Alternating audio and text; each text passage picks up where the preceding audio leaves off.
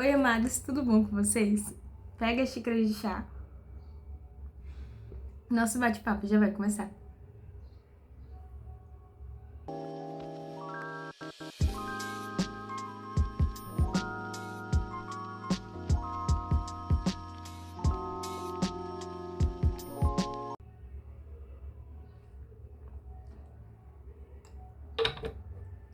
E nossa conversa de hoje tá lá em Tiago, capítulo 3, do verso 2 em diante. A gente vai falar sobre o cuidado com a língua. E vamos ver o que papai quer falar conosco através dessa passagem, que diz assim: porque todos tropeçamos em muitas coisas. Se alguém não tropeça no falar, é perfeito varão, capaz de refrear também todo o corpo. Ora, se pomos freio na boca dos cavalos para nos obedecerem, também lhes dirigimos o corpo inteiro. Observai igualmente os navios, que, sendo tão grandes e batidos de rijos ventos, por um pequeníssimo leme são dirigidos para onde queira o impulso do timoneiro. Assim também a língua, pequeno órgão, se gaba de grandes coisas. Vede como a fagulha põe em brasas tão grande céu. Ora, a língua é fogo, é mundo de iniquidade. A língua está situada entre os membros de nosso corpo e contamina o corpo inteiro. E não só põe em chamas toda a carreira da existência humana, como também é posta ela mesma em chamas pelo inferno. Vamos terminar aqui. Aqui, o irmão Tiago, ele dá o exemplo do navio, que é tão gigante e é controlado por uma coisa tão pequena.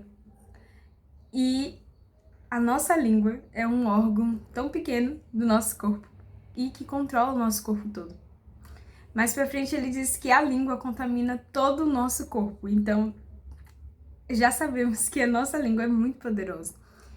E muitas pessoas acreditam nisso, né? As pessoas falam assim, a língua, a boca tem poder, as palavras têm poder. E sim, as palavras realmente têm poder. Mas não da maneira que as pessoas acreditam, que é tipo, eu vou falar, eu tenho um carro.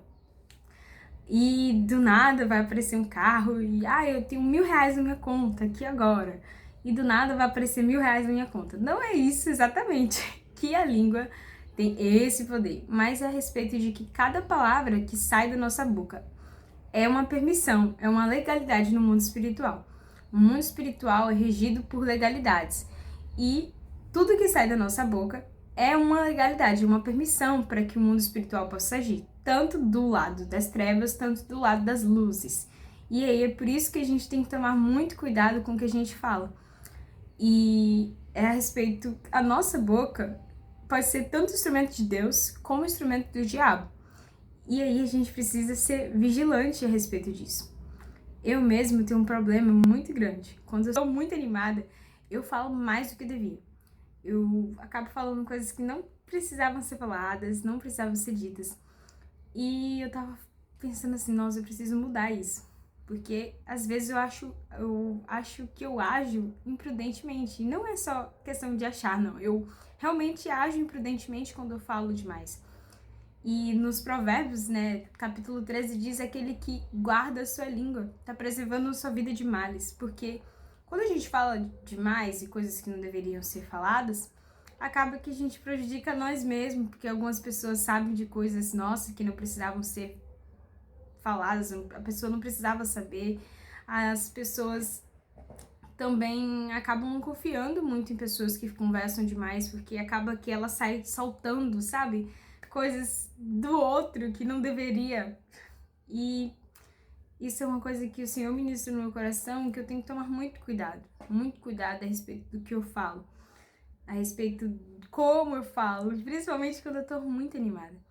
A nossa língua é um instrumento muito poderoso e muitas vezes a gente usa ela de uma forma errada. A gente usa ela em vez de abençoar o outro, em vez de usar ela também para a glorificação do nome de Deus, a gente usa ela para amaldiçoar os nossos irmãos e amaldiçoar a nossa própria vida. Quantas vezes você aí que talvez tenha uma autoestima baixa fica se próprio maldicendo, fica falando, nossa, eu sou horrível, nossa, eu não sirvo pra nada, nossa, eu sou inútil. E você tá falando as palavras do diabo, porque Deus não diz isso a respeito de você. E quando você fala isso, você tá dando legalidade no mundo espiritual, para que os espíritos possam agir sobre sua vida. Quando você fica se chamando de louco, de tolo, de doido, de maluco, tudo isso você tá dando uma legalidade para algum espírito vir e atuar sobre sua vida.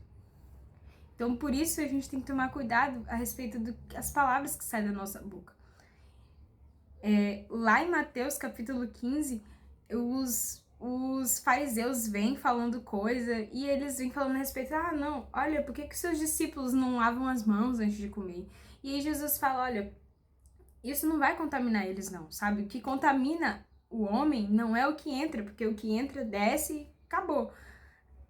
O que contamina o homem é o que sai, porque vem direto do coração. Então a gente tem que tomar muito cuidado com o que a gente fala. Se você é uma pessoa amarga, que fica destilando ódio, você tem que ver a respeito de como está seu coração, porque se tem essas palavras malditas saindo da sua boca, é porque o seu coração tá muito amargo. Então você precisa da doçura da presença do Senhor para poder tirar essa amargura do seu coração. A gente precisa ter as palavras de Deus na nossa boca. A gente precisa ser boca de Deus para as pessoas. Porque o mundo foi criado pela palavra. Deus criou os céus e a terra pela palavra. Haja luz e houve luz. Que nasça ervas verdes, né? Ervas verdes. E nasceu, e assim aconteceu. O mundo foi criado por meio da palavra. Então, as coisas da nossa vida muitas vezes são criadas por meio de palavras, de maldições que a gente própria destilou, tanto pela vida dos outros e tanto pela nossa.